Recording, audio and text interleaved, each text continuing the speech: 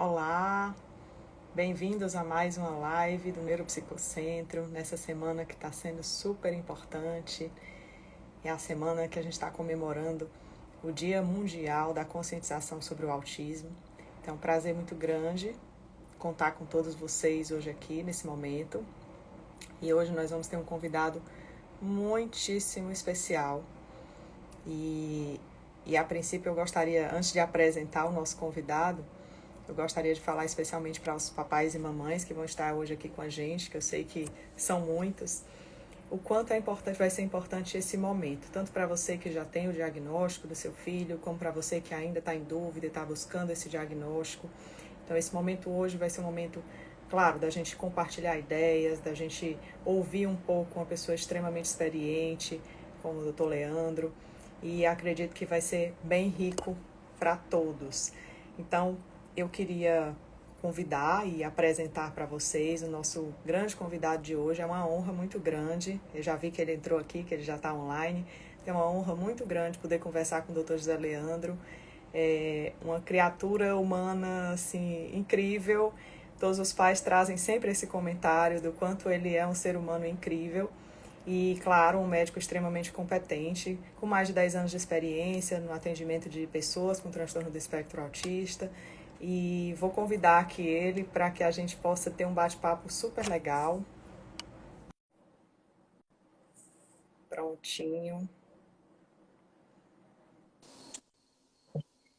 Olha ele. Oi, boa noite. Oi, boa noite. Vou ajeitar aqui um pouquinho a câmera. Clarice, tudo bom? Tudo jóia, seja muito bem-vindo. Eu estava aqui lhe apresentando e comentando o quanto você é querido. Posso chamar de você, né? Pode, pode. Deixa eu só não errar teu nome. Clarice é Clarissa, que você... Clarissa. Clarice, Clarissa. Ah, eu fico Maricá. chamando de... É, com Não, A. com A, né? Pronto, tá certo. Para não Isso. chamar de Clarice, né? É, Muita gente deve chamar, né? isso, todo mundo confunde. Clarice, Larissa. Ai, meu Deus. Pronto, Clarice. Pois é, obrigado pelo convite, primeiramente, né? Eu que agradeço. Nós somos parceiros, apesar de não trabalharmos no dia a dia, né? Assim, mas estamos em prol das famílias das pessoas com transtorno do espectro do autismo, né? Assim, a gente, acho que às vezes até por telefone sem fio através dos pais, a gente tenta ver se dá certo um trabalho em conjunto para fazer as coisas funcionarem, né?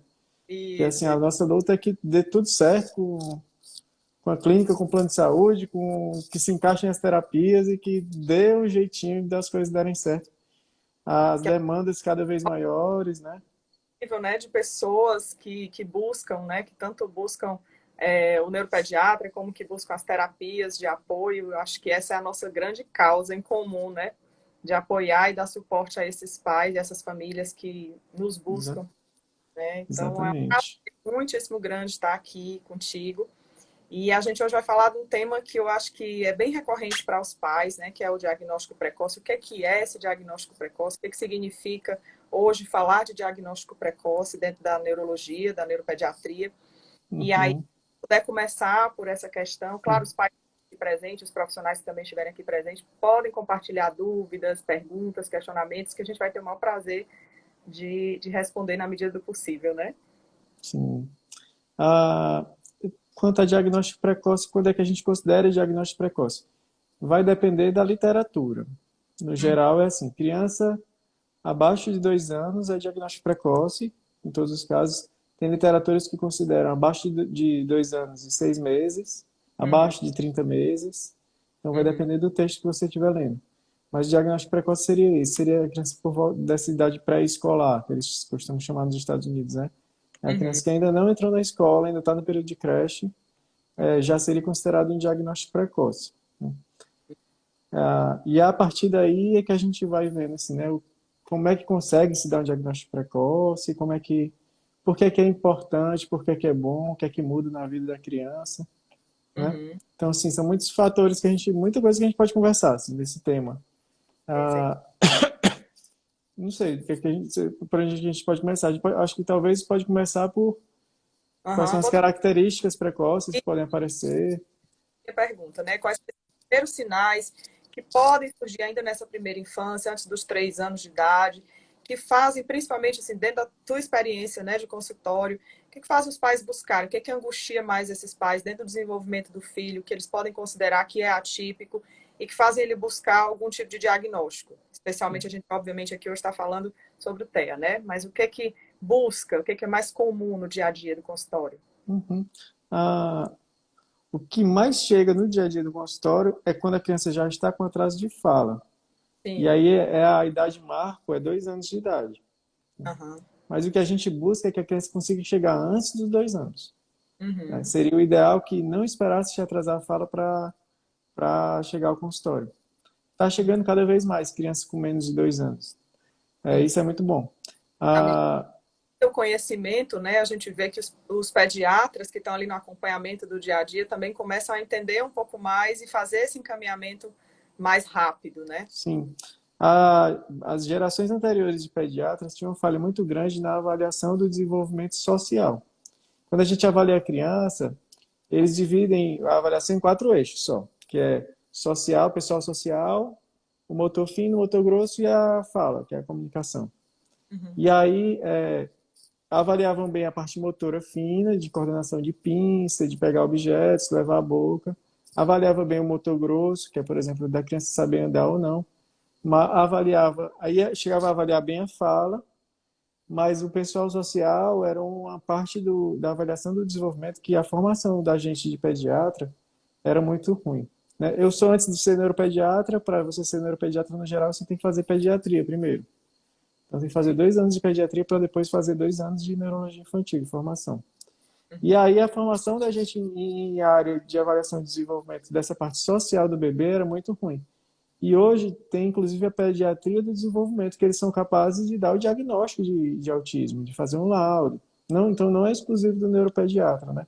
A gente fala muito do neuropediatra para dar o diagnóstico, do psiquiatra infantil, mas o pediatra do desenvolvimento também pode dar esse diagnóstico. Então, é o Uhum. pediatra que faz uma formação de 1 ano a mais só em desenvolvimento. Uhum.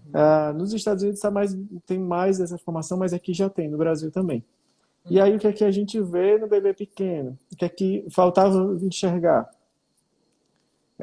O olhar nos olhos, o sorriso social, o atender quando é chamado pelo nome. Então, isso não acontece na criança no espectro do autismo. É assim que a Uhum. gente suspeita da criança autista quando ela ainda é bebê. Por exemplo, o apontar indicativo, que é a criança mostrar alguma coisa usando o dedinho para apontar. Ela começa a se estabelecer por volta de 9 meses e é para estar muito bem estabelecido até 1 ano e 6 meses. Então, isso é um marco importante. Se com 1 ano e 6 meses a criança ainda não aponta para mostrar as coisas, então a gente já pode suspeitar de Uhum. autismo. Aí, assim, a gente escuta muito aquela frase: cada criança tem seu tempo. Isso. Né? Eu E ia aí, comentar, assim, principalmente entre os profissionais, né, que dão suporte a esse tratamento. Eu sinto muito, me dói realmente quando eu uhum, escuto, tanto de um psicólogo quanto de um fonoaudiólogo, eu posso falar como psicóloga que sou, que a gente escuta isso, cada criança tem seu tempo, bota na escola que vai resolver, né? Isso é porque ele está. Claro que a gente sabe que tem N fatores que podem contribuir para um atraso no desenvolvimento, né? Independente de se é autismo ou não, são N fatores. Mas às vezes essa fala, ela aprisiona o pai, uhum, com certeza de que não é, né? é, Ruim, né? Para o desenvolvimento e para o prognóstico da própria criança, né?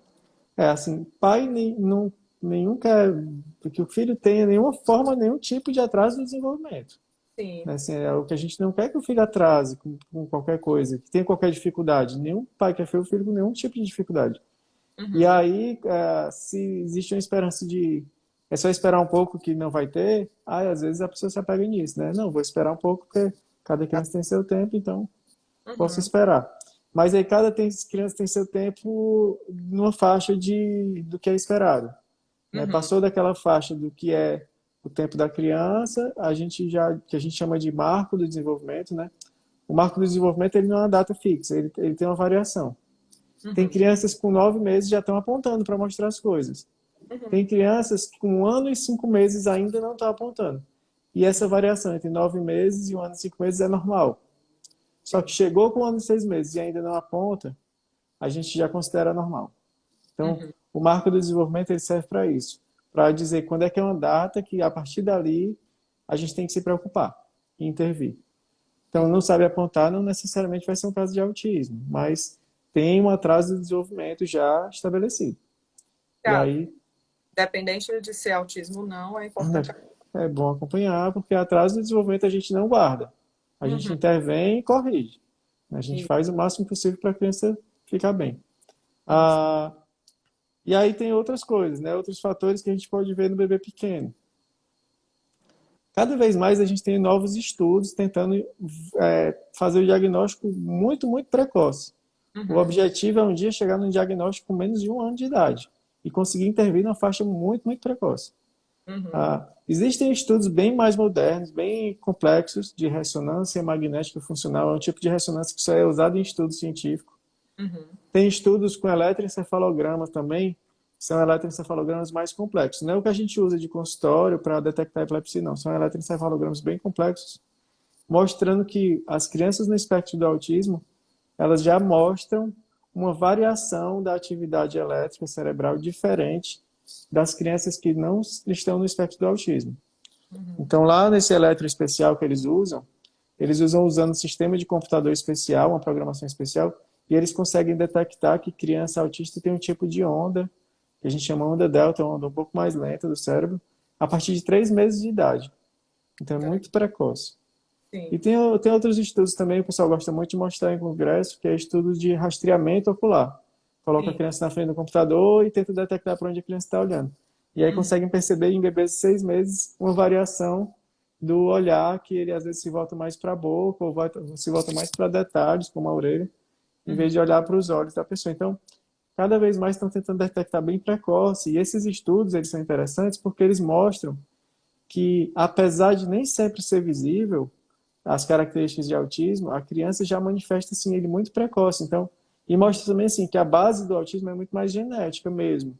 Porque se está desde os 3 meses, não foi a vacina que tomou com 12 meses, não Uhum. foi a falta de estímulo ou uso de celular que causou o autismo. Claro que a gente sabe que usar celular atrasa o desenvolvimento, mas não causa autismo. Então, Ah, a criança já tem uma predisposição que se manifesta de alguma forma no organismo muito precocemente. Né? uhum. E aí, por esse o motivo da gente tentar localizar tão cedo, né? Uhum. Fazer diagnóstico tão cedo. Algumas crianças é possível fazer um diagnóstico muito, muito precoce. Por exemplo, com 1 ano e 3 meses, com 1 ano e 4 meses, com 1 ano e 5 meses. Mas aí a criança vai ter que manifestar características muito típicas de autismo. Né? Sim. É a criança que passa muito tempo fazendo flap. É a Aham. criança que nunca olha nos olhos de ninguém, nunca responde a ninguém.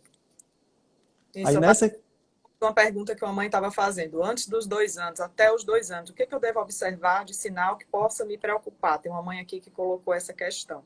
Pronto. Você está falando. Tem uma coisa que eu gosto muito para observar, que tem que seguir, que na verdade o pediatra tem que seguir, mas nem sempre dá para estar levando o filho sempre no pediatra depois que ele faz 1 ano.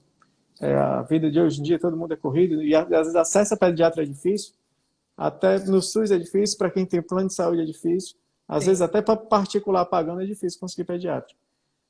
E aí, para rastrear o desenvolvimento, tem uma a carteirinha de vacina do Ministério da Saúde, aquela que é um livrinho, tem algumas páginas lá que são o segmento do desenvolvimento da criança.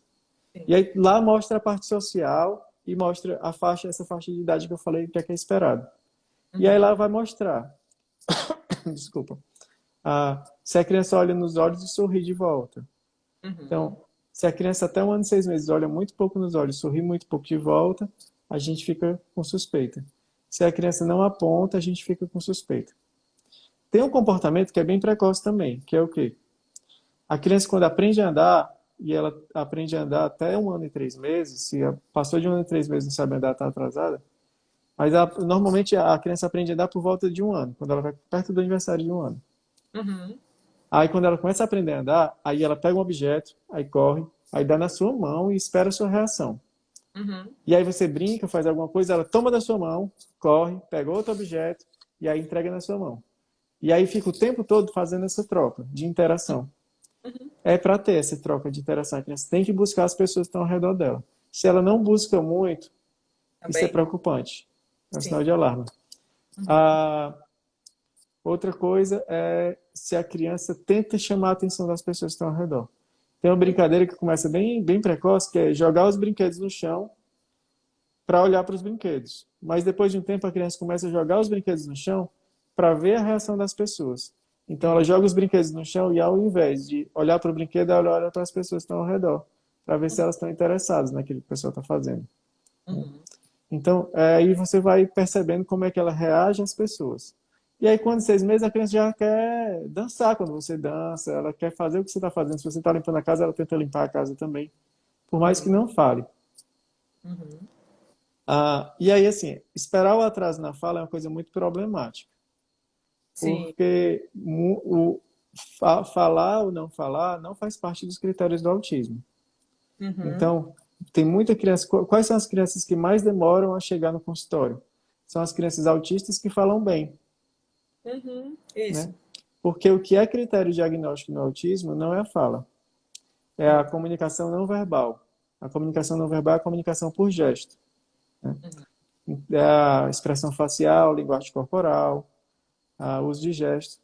Com 2 anos, a criança tem que fazer alguns gestos básicos para se comunicar. Uhum. Então, o que chama a atenção da gente no consultório quando a criança chega não é se ela fala ou não fala, é se ela sabe fazer gestos. E aí, quais são os gestos básicos? Dá tchau, com 1 ano e 6 meses tem que estar dando tchau. E aí, com 2 anos, faz assim, ó. Acabou. Chamar com a mãozinha. Vem, né? Fazer as imitações das atividades dos adultos, né? E o apontar, ele avança com 2 anos, né? Que a criança aponta. E aí, em Uhum. vez dela apontar olhando para o objeto, ela aponta e olha para o interlocutor. Ela olha para a pessoa que está interagindo com ela. Então, é um Uhum. apontar olhando para quem ela está se comunicando. Tem que ter com 2 anos já. Uhum. Ah, e aí, às vezes, a criança vem com desenvolvimento aparentemente normal, e aí nessa idade de 1 ano e 6 meses, que essas coisas deveriam estar bem aparentes, não aparecem. Sim. E aí, às vezes, é um autismo realmente que regride, a criança que já tinha adquirido alguns marcos deixa de adquirir, mas outras vezes, por ela ter uma boa habilidade motora, conseguir se movimentar muito bem, conseguir andar muito bem, desenrolar muito bem o que precisa, ela está deixando passar batido essa falta de atenção social, essa falta de preocupação com quem está ao redor. Sim. Tem outra característica, né? Então, assim, uma das características do autismo é a dificuldade de comunicação não verbal, que é de comunicação por gesto, expressão facial e linguagem corporal. Outra habilidade é a atenção social. A Uhum. criança tem que estar atenta, quem é que está ao meu redor, né? Quem são as pessoas que estão aqui? E aí muita gente, assim, diz, autista estranha todo mundo. Mas, na verdade, dificilmente a criança autista estranha. Uhum. Ela tende ao isolamento social, mas Uhum. ela normalmente não se envergonha e não se intimida. Ela não dá muita bola para quem está ao redor, né? Há uma indiferença até com relação a quem está ao redor, né? É. Então, às vezes, tem uma coisa que os testes que eu gosto de fazer no consultório, que às vezes, assim, às vezes a criança já chega e já tenta sentar no meu colo, e aí não é uma atitude esperada de uma criança para um estranho, né? Se ela não me conhece, ela não vai querer sentar no meu colo. Sim. Às vezes já faz isso e a gente já fica meio suspeito de cara. Mas às vezes a criança vai direto para os brinquedos. Aí o que é que eu faço? Às vezes eu chego bem próximo, invadindo o espaço pessoal. E quando você se aproxima muito, isso é uma coisa que normalmente é desagradável. Aí Uhum. o que é que a criança faz? Ela para de brincar, se retrai, fica olhando para mim. E Uhum. aí, às vezes, para de brincar e vai para perto dos pais. Isso é a atitude esperada. Na Uhum. criança no espectro do autismo, ela não liga, não se importa.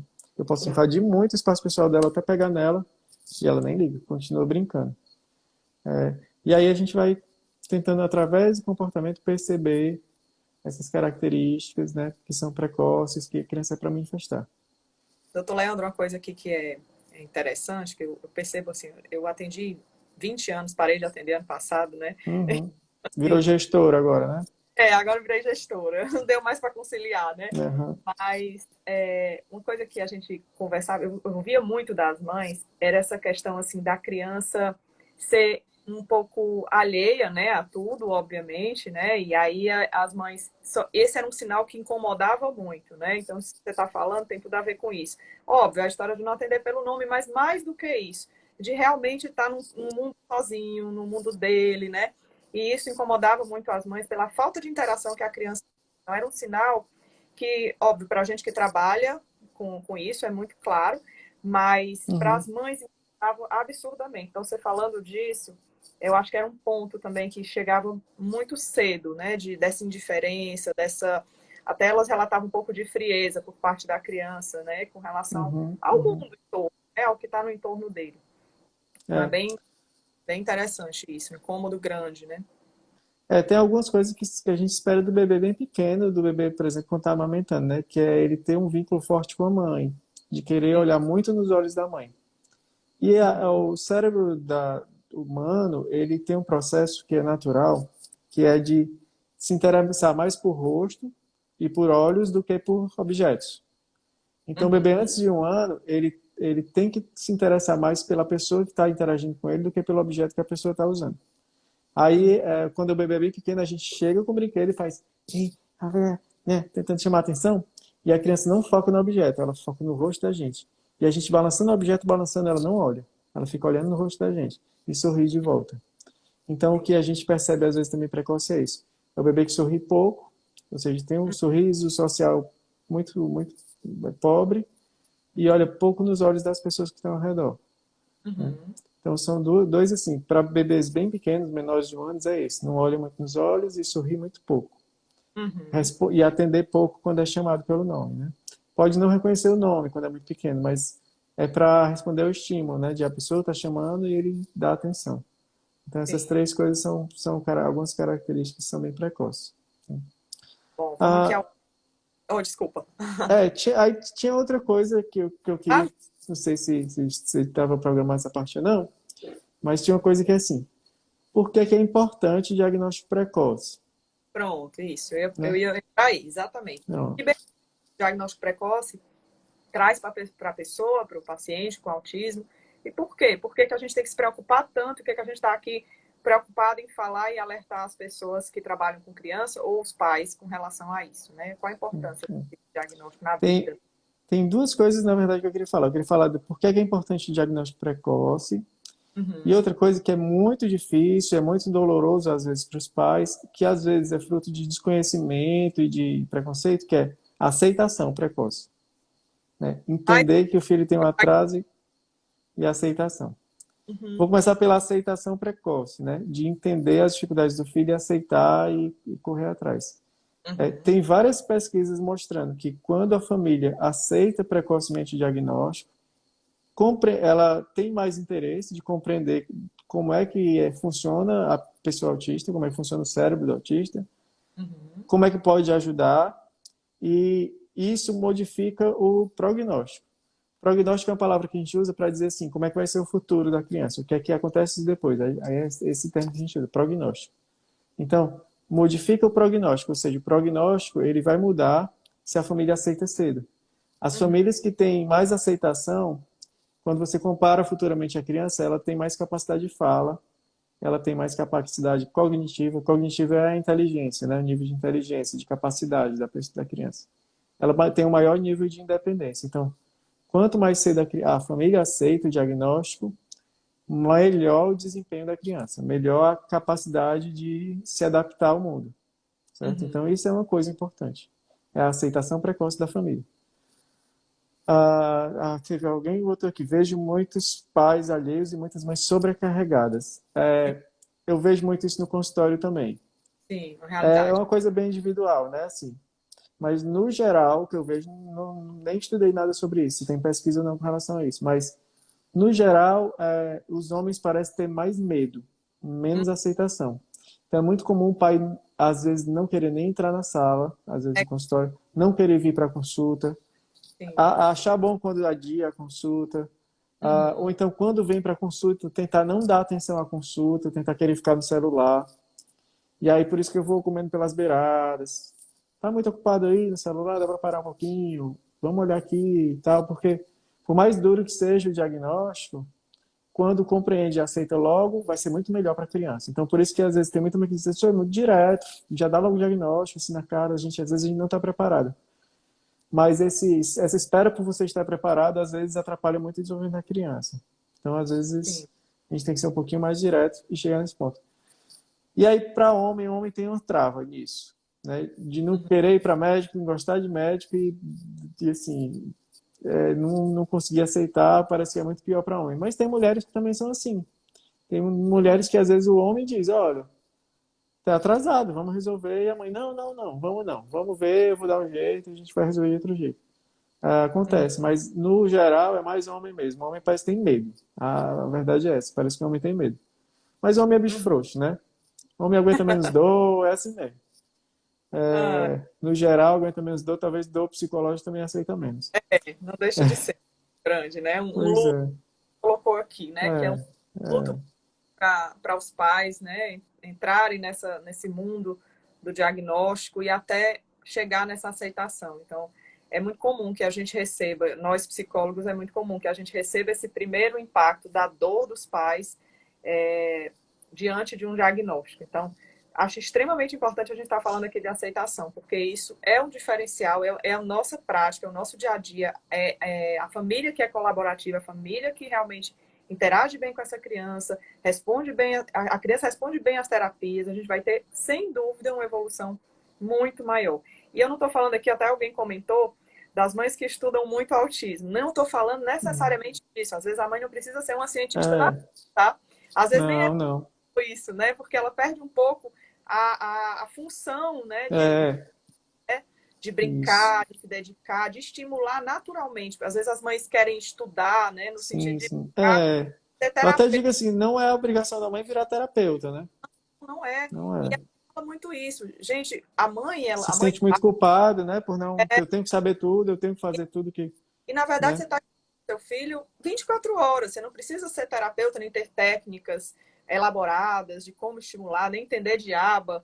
É claro que se você entender um pouquinho, Uhum, vai ajudar, mas isso não é o essencial. Então a gente fala que o essencial ele está no estímulo do dia a dia, nas coisas que estão dentro de casa, na realidade uhum, da vida doméstica da criança, da vida escolar. O que toda mãe, independente de ter ou não diagnóstico de TEA, vai precisar fazer pelo seu filho, né? sim. Na possibilidade de expor ou não essa criança ao meio. Então, a gente vê também muitas mães que, diante de um diagnóstico, elas se retraem com a criança, então se fecham dentro de casa, dentro da família, Uhum, se for possível essa criança. E por menos significa menos estímulo. Né? Então, sim, sim. atenção para isso também, porque o estímulo e o trabalho com as crianças não é só dentro da terapia. O trabalho com as crianças é no dia a dia, é na nossa Uhum, realidade doméstica de mãe, né, de pai, enfim, isso é bem importante. E essa aceitação, a gente volta aqui agora, assim, além da aceitação, né, o porquê. Por que que a gente precisa cuidar disso tão cedo? Por que que sim. a gente precisa olhar para isso? Só para finalizar essa parte, aí, já que você falou de estresse dos pais, essas coisas, tem um texto muito bom da Andrea Werner, né? Ela vai participar também, né? Depois de amanhã, que ela vem? Hoje amanhã. Depois de amanhã. Tem um texto dela que é muito bom, que é Coloque sua máscara primeiro. Sim, Porque o estresse dos adoro isso. pais, né? Esse texto é assim, se você estiver no avião, quando eles explicam assim, se o avião faltar oxigênio, aí cai as máscaras de oxigênio. Se você tiver com a criança, você não coloca primeiro da criança, porque você pode desmaiar e fica os dois sem oxigênio. Você Sim. coloca primeiro a sua, depois coloca a da criança. Então, sempre coloque sua máscara primeiro. O que é que isso quer dizer? Se cuide primeiro. Você não pode virar uma pilha, se estressar, porque isso vai impactar na criança. Então, Uhum. assim, faça o que você pode até um certo limite, mas cuide da sua saúde, cuide da sua saúde mental. Tente, se puder, ter uma rede de apoio, pede ajuda para a família, não tem vergonha de pedir para a família, para amigos, né? Uhum. Tem que tentar. Tem muitas mães que dizem não tem uma rede de apoio nenhum, isso é muito difícil, tem que ter, né? Sim. Para a gente cuidar de filho, tem que ter. Neurotípico, às vezes, tem que ter, e criança autista também. Uhum. Então, isso aí é muito legal esse texto da André Werner, que é Coloque seu máscara primeiro, o nome do texto. Sim. Gosto de... E aí isso impacta, né? Assim, estresse parental, que eles chamam, impacta na qualidade de vida da criança. Então, e no desenvolvimento também. Então, não pode o pai e a mãe estar morto de estressado, né? Tem que tentar melhorar também nisso. Então, faz o que dá na medida de não ficar estressado. Sim. Ah, e outra coisa, e aí, por que é importante, agora voltando, né, para o diagnóstico precoce, né? Quanto mais cedo se intervém, quanto mais cedo se diagnostica, melhor o prognóstico. Então, quais são as características de prognóstico que melhoram quando a gente dá um diagnóstico bem precoce? QI é mais alto da criança que tem diagnóstico QI médio, né? Assim, claro, vai ter Sim. crianças mais graves, vai ter uma variação, mas assim, a inteligência média da criança que tem um diagnóstico mais precoce, ela é maior do que a criança que teve o diagnóstico muito tardio. A capacidade de comunicação verbal é maior na criança que teve diagnóstico precoce. A capacidade de AVDs, né, que é a atividade de vida diária, de independência da criança que teve diagnóstico mais precoce é maior. E a adaptação no geral, né? E aí a adaptação significa o quê? Necessidade de apoio, né? Nível de apoio, ou seja, é o grau de autismo. Né? Nível de apoio 1 é o autismo leve. Então, a tendência é ser mais leve quanto mais cedo o diagnóstico. Vai ter criança que teve diagnóstico muito cedo e não vai atingir o nível 1 de autismo, de apoio, né? O grau leve de autismo, vai ter. Mas quando você consegue fazer um diagnóstico bem precoce, você aumenta as suas chances do seu filho ter uma melhor adaptação. Né? Então, essa é a importância. Então, é a importância extrema. E aí são fatores que vão se juntando. Os pais sempre... A primeira pergunta quando a gente dá o diagnóstico é sempre: qual é o grau do meu filho? Né? E assim, aí eu vou explicar. Olha, grau é o nível de dependência ou independência, né? Então, assim, o grau de criança pequena, se a criança é pequena tem 2 anos, né? Nem sempre a resposta né, assim, tão Não, rápido. e se é pequeno tem 2 anos, o grau de apoio vai ser pequeno ou grande? Uma criança de 2 anos. Eu sempre explico isso. Olha, não tem como uma criança de 2 anos ter um nível de suporte leve. Porque não tem criança de 2 anos que sabe tomar banho só, que sabe comer só assim muito bem, que sabe ir usar o banheiro sozinho, que sabe ir na padaria comprar pão e trazer o troco com 2 anos de idade. Então, é isso que a gente espera que consiga se desenvolver. E aí não adianta com uma criança muito pequena você querer estar dando grau. Mas quais são os fatores que a gente vai reunindo que reduzem o grau do autismo no futuro? Que a gente pode mexer nesses fatores é justamente a aceitação dos pais, eles têm a compreensão, treinamento parental, os pais entenderem o básico de psicologia, de terapia ABA, da parte de sensibilidade, essa conversa breve que às vezes tem no final da consulta, da terapia, ou às vezes fazer um curso básico para entender algumas técnicas comportamentais, isso modifica o prognóstico da criança. Mas sem ter intervenção precoce, né? Iniciar precocemente a intervenção. Ou seja, começar a terapia bem cedo é um dos fatores que a gente pode modificar. E aí, por isso que o grau não é fixo, o grau é variável por isso. Porque será que vai começar cedo ou será que vai começar tarde? Será que os pais vão aceitar ou será que não vão aceitar nunca? Será que os pais vão compreender como é que funciona ou não vão se interessar em compreender e a família não vai ajudar muito para complementar a terapia? E aí esses fatores não dá para prever. É só o futuro vai dizer, só o tempo vai dizer. Então é por isso que é muito imprevisível eu dizer assim, vai ser bom, vai ser ruim, vai ser difícil, vai ser fácil, né? E fora que assim, é multifatorial, um monte de coisa que diz como é que vai ser a qualidade de vida da pessoa, né? Acho que responde a algumas perguntas. Se o meu filho foi diagnosticado com menos suporte, será que ele vai mudar isso em algum momento? Ele vai aumentar ou vai diminuir? São algumas perguntas aqui, eu estou tentando juntar aqui. Pronto, pois vamos para as perguntas. Essa aí foi uma, então. Foi uma, né? Assim, se a criança foi diagnosticada com suporte leve, aí ela vai poder evoluir, ela pode evoluir para algo mais grave ou não, né? Pode, né? A criança é leve, ela pode virar grave, mas o principal fator para ela de ser leve e se tornar grave é justamente o ambiente de vida e a terapia, né? Terapia de qualidade, tratamento de comorbidades, por exemplo. Às vezes o autismo tem características de leve, mas tem uma hiperatividade muito grande. Às vezes tem uma rigidez cognitiva muito grande. Às vezes tem problemas sensoriais muito sérios. E aí não é nem pelo nível do autismo que é muito grave, é porque tem uma comorbidade que está atrapalhando de forma séria. Uma depressão, uma ansiedade pode se tornar. E outra coisa, às vezes, é o estado de convivência familiar. Famílias muito conturbadas, são famílias... então, assim, às vezes, famílias que são com problemas, pessoas com drogadição na família, usuários de drogas no meio da família, famílias com ocorrências de violência na família, né, que tem muitas brigas, muitos conflitos, violência física, maus tratos. Né? A questão emocional, o impacto que isso tem também, né? Exatamente. Então, maus tratos na família, isso tudo pode fazer a criança ir se fechando e o grau ficar mais grave. Então, assim, são casos mais extremos. Uma criança que está fazendo tratamento, uma criança que a família está cuidando. E o objetivo da terapia é justamente o contrário. Do nível de dependência alto, né, do nível 3 de apoio e para o 1. Então, é do severo, por moderado, por leve. É sempre ir avançando no nível de apoio. Quanto mais terapia faz, quanto mais apoio tem, mais a criança vai desenvolvendo e o nível vai ficando mais leve. Uhum. Isso é o Entendeu? que eu espero, né?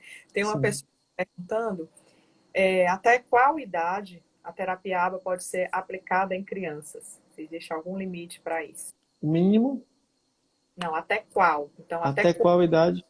Bom, Sim. você quer responder? Posso. Que eu responda, porque terapia ABA, né? Eu brinco assim, serve para astronauta, serve para empresário, não existe só terapia ABA para autismo, né? Isso, exatamente. Não é só para autismo. A gente, obviamente, escuta mais falar dentro do autismo, mas a terapia ABA não é só para autismo. Não existe, teoricamente, nenhuma idade limite. Então, só pode até 10 anos, só se beneficia até tal idade. Não existe isso, tá, gente? Na verdade, o adolescente, até o adulto vai poder se beneficiar.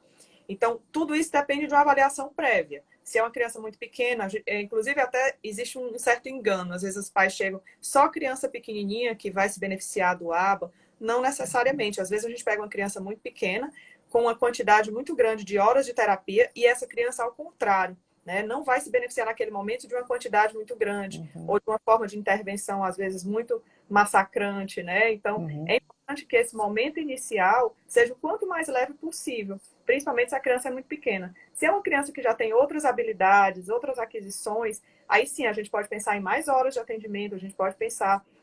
Mas sim, a terapia ABA vai ser sempre muito eficiente. E aí, outro ponto também, ainda falando sobre isso, que eu acho legal desmistificar. Muitas vezes os pais chegam, eu já tentei, foi horrível, não gostei. Calma, né? Assim como na própria psicoterapia, eu escutava muito isso. Meu filho foi com psicólogo, eu mesmo fui com psicóloga, detestei, nunca mais vou voltar. Calma, uhum, né? uhum. Então, existe um processo de empatia, de vinculação, que é super importante com o terapeuta. A forma como é usado e aplicado o método. Então, são detalhes super importantes que não vale a pena a gente se fechar de cara e dizer, bom, não serve para meu filho, não vou mais tentar. Uhum. Né? É muito importante que você busque, sim, que conheça um pouco mais, que se aproprie também um pouco mais do que está sendo feito com o seu filho, do tipo de intervenção que está sendo feita. Então, respondendo, não existe esse limite, né? Eu queria perguntar do limite mínimo, porque assim, eu vejo muito assim, criança de 2 anos, e Uhum. aí vai para determinada clínica, algum serviço, e aí dizem assim, não, 2 anos é muito novo para a aba. Não, Dois não. anos e meio é muito novo para a aba. 3 anos é muito novo para a aba. Uhum. Porque... E as velhas queixas, né? A aba deixa a criança robotizada. Sim, sim. A aba é muito rígida. A Uhum. aba não, né, assim, usa técnicas que não são as melhores e tal. Então tem um monte de queixa que às vezes o pessoal quer Sim. fazer com... e aí, como é que é? Criança de 2 anos. Criança de 2 anos pode sim se beneficiar, mas é como eu estava colocando, é muito importante que ela faça uma avaliação. Hoje a gente trabalha uma aba muito mais naturalista, onde dentro Uhum, do ambiente que a criança já vive, já convive, a gente vai trabalhar as habilidades dessa criança.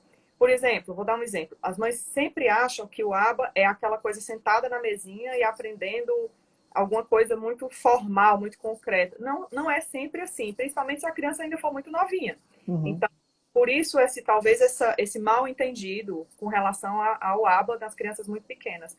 Pelo contrário, aí reforça muito mais a ideia de que quanto mais novo, melhores vão ser os benefícios, né? Então, a criança mais nova, sim, pode se beneficiar muito do ABA, mas é importante que as estratégias de acesso sejam diferentes. Assim como sim. na fonoaudiologia, na psicoterapia. Quanto mais nova a E, criança, adaptar a estratégia para ela, né? Não posso... inclusive, o fonoaudiólogo e o terapeuta ocupacional, eles podem usar Sim, intervenção baseada em aba, né?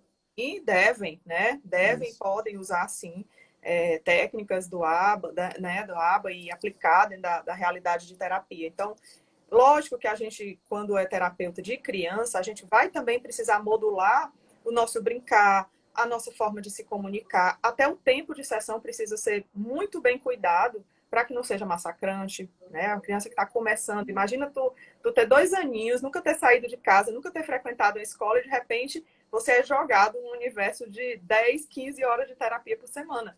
Eu digo sempre às mães, eu não aguentaria. Na minha Sim, idade, eu não aguentaria. sim, Imagina sim, sim. criança de dois É, eu até já dou essa antecipação para os pais. Eu não gosto muito de me meter assim, Uhum, o que que a fonoaudióloga vai fazer? Coloca aí no laudo, doutor, o que que é para ela fazer? Ou então, não, eu disse, não, isso aí não é meu papel. Meu papel é dizer assim, quais são as terapias que vocês têm que procurar. uhum, E aí na aba também, às vezes, eu já antecipo assim, doutor, porque eu vi que o ideal é 20 horas, o ideal é 40 horas. Eu disse, uhum. olha, na prática, assim, criança muito pequena, inicia-se com poucas horas, né? Porque é uma adaptação, é uma tolerância. E a adaptação, a própria adaptação escolar, pode levar 3 meses e é normal levar 3 meses para a criança se adaptar à escola. Então a aba é a mesma coisa. Então Sim. sessões que são só meia hora, tá certo. Sessões no Uhum, máximo 1 hora para criança pequena, tá certo também, né? sim. E aí E você aí, programou, às vezes você programa para 2 horas, mas você está fazendo uma, porque assim, futuramente a gente acredita que vai evoluir para conseguir fazer mais uma carga horária maior. Mas uhum, tá certo quando inicia e faz poucas horas, né? uhum, Sim, faz meia hora, faz 1 hora por sessão. A uhum. criança às vezes não tolera uma quantidade muito longa de uma atividade que tem a exigência de um esforço mental, né? Exatamente. Né? E aí esse esforço precisa ser adaptado também ao ritmo da criança. E cada criança vai ter uma demanda muito específica, né? Tem Uhum. uma mãe colocando aqui uma questão, acredito que ela é mãe, né? Meu filho tem 3 anos e só fala mamãe. E já está fazendo fonoaudióloga. É, a pergunta dela é se ele teria possibilidade de um dia ter uma fala fluente. Sim, a resposta é sim, né? A resposta é básica é sim. Aí o papel da fonoaudióloga é tentar identificar se é só um atraso fonológico. Aí Uhum, mais fácil perceber quando a criança já fala mais palavras. Quando fala só mamãe, às vezes é difícil identificar se é só um atraso fonológico ou se tem algum grau de apraxia. uhum, Apraxia é uma palavra que significa dificuldade de coordenação motora. Então, quando a uhum, gente fala em apraxia da fala, é dificuldade de coordenação motora da fala. Seria isso, um resumo, né, no básico. E aí tem crianças que têm a dificuldade de coordenação motora da fala, ou seja, ela não só não consegue formar a palavra na cabeça dela, como ela não consegue fazer a articulação da língua com os dentes, da posição da garganta, da posição dos lábios, das cordas vocais para produzir o som que ela precisa. E aí é um trabalho mais complexo da fonoaudióloga, que às vezes precisa se especializar.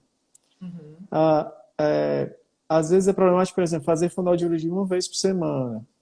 Então, assim, Sim. às vezes é um tempo muito longo de uma semana para outra para que o treino seja mais duradouro. Às vezes Uhum. não fazer também uma certa estimulação em casa, né? Da Sim. criança é, sentir a necessidade de falar. Uhum. Isso, tanto é que fonoaudiologia, apesar de fala não ser um objetivo mais da fonoaudióloga, na aba ela é estimulada, né? Sim. Então, assim, na terapia psicológica ela é estimulada, E que toda. na terapeuta ocupacional também, que é o É. quê? A criança tem que ter o estímulo para que sentir a necessidade de falar e perceber que é mais fácil falar do que puxar a pessoa pela mão. Uhum. Então, às vezes, está fazendo toda a terapia, mas em casa ela usa os outros como ferramenta, ela pega tudo que quer sozinha, não precisa de estar pedindo nada para falar, ela Uhum. não faz nem imitação, então tem muito fator que atrapalha a fala. E aí eu já peguei criança com, por exemplo, com apraxia da fala, com 6 anos de idade, que não falava, e a fonoaudióloga aí foi de forma intensiva, às vezes Uhum. 4 sessões por semana, né, sessões de 50 minutos, com um fonoaudiólogo especializado em apraxia, para conseguir fazer falar, e aí fala, certo? É muito angustiante não falar e é uma barreira do desenvolvimento, é uma coisa que atrapalha o desenvolvimento no autismo. Uhum. Mas tem que focar também assim, que a comunicação não é só fala, né? Então, pior do que não falar é não se comunicar em nada, Uhum. né? E aí, assim, treina a fala junto com o resto da comunicação. Falar e Uhum. apontar, falar e fazer sim, não, e dar tchau, e chamar, né? Uhum. E aí o pessoal às vezes usa o PECS, né? O pessoal, os terapeutas às vezes usam o PECS. O PECS, o pessoal, as famílias pensam que se usar o PECS é uma forma de comunicação alternativa. São É. as figurinhas que a gente pede para a criança formar a frase para ela repetir o que está na figurinha. Aí às vezes a gente pede para iniciar o PECS na fonoaudiologia. Aí os pais dizem, então ele, em vez de falar, vai ficar usando figurinha para se comunicar. Aí não, o PECS pode ser usado como auxiliar para fala. Então tem um monte de recurso que pode ser utilizado. E tem crianças que sim, que começam a falar com 6 anos. Tem criança que pode ser que demore mais, tem criança que vai menos. Claro que assim, quanto mais velho a criança, quanto mais idade, 6, 7, 8 anos, a capacidade de absorção de habilidades novas é menor do que uma criança de 2, 3 anos, né? Que é o que a gente chama de poda neuronal. A poda neuronal, o pessoal pensa que é um dia chega o jardineiro e corta os neurônios do cérebro e aí diminui. Poda neuronal é um processo que o cérebro vai se organizando, fazendo essa poda, igual uma poda de árvore, dos neurônios que não estão sendo utilizados. Então, é mais um motivo da gente falar em diagnóstico precoce, porque a capacidade é muito maior, é como se tivesse uma árvore bem grande, cheia de neurônios no cérebro, na criança menor. E Uhum. aí, às vezes eu digo assim para os pais, se der para enfatizar a terapia agora, enfatize agora enquanto é cedo, Sim, né? fala Não, eu bastante. vou me organizar para daqui a 2 anos eu vou botar tudo melhor e eu vou enfatizar a terapia. Não, faça Uhum. o que puder agora, que se puder fazer agora, futuramente você vai precisar menos, fazer menos terapia, né? Uhum. Então, é mais ou menos isso. Eu fui me perdendo um pouquinho, mas eu acho que respondi a pergunta, né? É isso mesmo, respondeu. É, As perguntas aqui a gente não vai conseguir, obviamente, responder a todas, né? E eu já quero até me comprometer aqui com as pessoas que lançaram algumas perguntas para que a gente possa, ao longo da semana, do mês, né? Que é um mês que a gente se dedica bastante a falar do autismo, que a gente possa ir respondendo também para vocês essas perguntas, né? Tem um aqui que eu acho que a gente até já falou um pouco, só para fechar. Essa pessoa pergunta se a criança com TEA que regrediu pode regredir novamente e como evitar isso.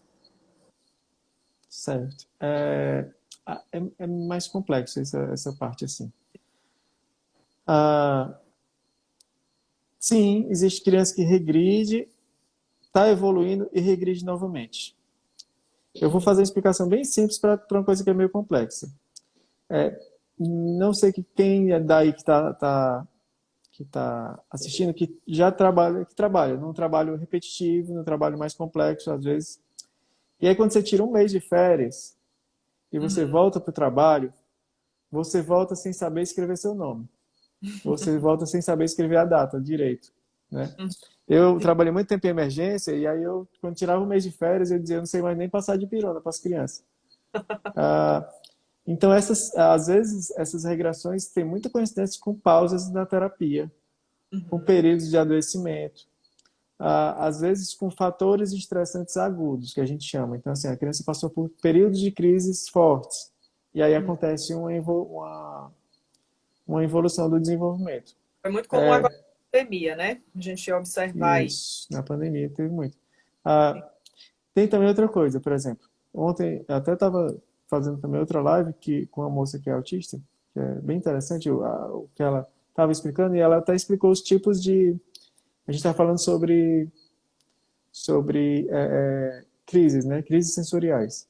Ela Sim. disse, ó, tem 3 tipos de crise. Tem o meltdown, que é a crise não tem uma tradução muito boa para o português, e tem o shutdown, e tem o Uhum. burnout. O shutdown é a pessoa que se fecha, que se apaga, que se desliga.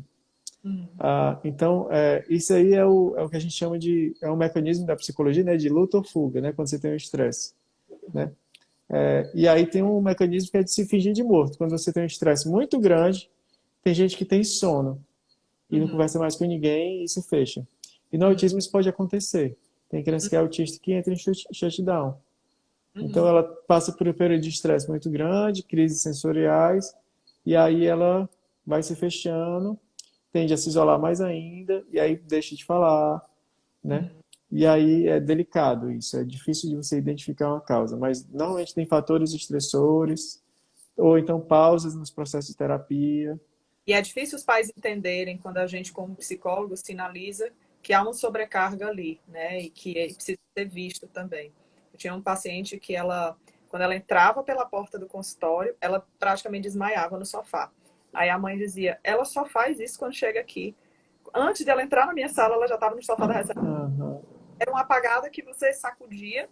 E a gente começou a conversar sobre isso, né? Que a sobrecarga estava muito grande, que o excesso de tentativas ali estava muito grande, que a gente precisava botar o pé no freio, porque daquela forma a gente não ia evoluir. né? É como se eu preciso dar o antibiótico por 14 dias. Ah, mas se eu dar no primeiro dia o vidro todo, será que ele não vai ficar bom logo? Não é assim que funciona, né? Infelizmente não é assim. E aí entender que essa sobrecarga pode ser, inclusive, extremamente prejudicial. É importante Uhum. os intestinos entenderem isso, né? Às vezes essa regressão também tem fatores emocionais, ambientais envolvidos, que a gente tem que analisar tudo, né? Não tem E como. aí é uma análise individual bem Sim, minuciosa, que aí eu tem, digo para os pais, às vezes é mais o papel, às vezes, de um psicólogo que está vendo semana a semana, do sim, que levar no psiquiatra ou no neuro, para o neuro e o psiquiatra tentar descobrir a causa. É difícil para a gente, né? Uma consulta ou uma consulta e um retorno, conseguir identificar exatamente a causa. Às vezes é um processo lento. é, Tem casos de até ter que fazer um diário, né? De ir sim, anotando o que foi que aconteceu hoje, o que é que está uhum, acontecendo, né? uhum. Então Onde- às vezes é frustrante, às vezes a gente não consegue descobrir. E existe essa possibilidade, sempre tem. uhum. Bom, para a gente encerrar, o que você deixaria de recado para os pais que estão aqui assistindo, que estão ainda com dúvida, aqueles pais que têm crianças pequenininhas, que estão com dúvidas sobre o diagnóstico, se deve ou não buscar ajuda, que diagnóstico, ou que recado a gente pode falar nesse momento para essas famílias? Pronto, eu vou começar dizendo uma coisa assim. A gente tem ainda um déficit de neuropediatras ainda muito grande no Ceará. Então a gente tem muita carência de neuropediatra, muita fila de espera até para particular. No SUS nem se fala. No SUS está uma dificuldade muito grande. Ah, existem muitos pediatras bons, pediatras do desenvolvimento, Uhum, que conseguem avaliar o desenvolvimento precoce, fazer essa suspeita e já encaminhar para as terapias. uhum, Aí eu não consigo, não conheço nenhum pediatra de desenvolvimento. Outro profissional que tanto pode diagnosticar, como pode indicar as terapias, fazer laudo, fazer tudo que o neuropediatra faz, é o psiquiatra da infância e da adolescência, uhum. certo? Então esses dois outros profissionais também podem fazer esse papel.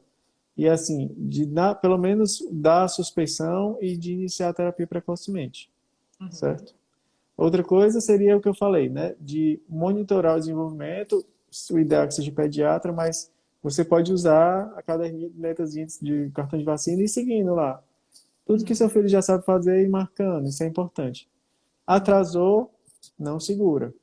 Atrasou, leva para uma avaliação. Tá tudo bem? Beleza, ótimo, tá tudo bem. Mas faça o papel de procurar e de não guardar. A gente não guarda atraso. Te Uhum. aguarda, não guarda atraso. Pronto, o que eu gosto de falar é isso. Se atrasou, não guarde. Atrasou, corrige e faça a criança Não, normalizar o desenvolvimento o melhor possível. não adianta, porque a gente está, inclusive, prejudicando o que poderia ser um desenvolvimento bem melhor, né? Um prognóstico bem melhor, né? Então, na Uhum. dúvida, a gente sempre fala isso, na dúvida, estimule. Seja com Exatamente. casa, É. buscar, não se fechar, ao contrário, né? Buscar Uhum. conhecer, buscar sem medo.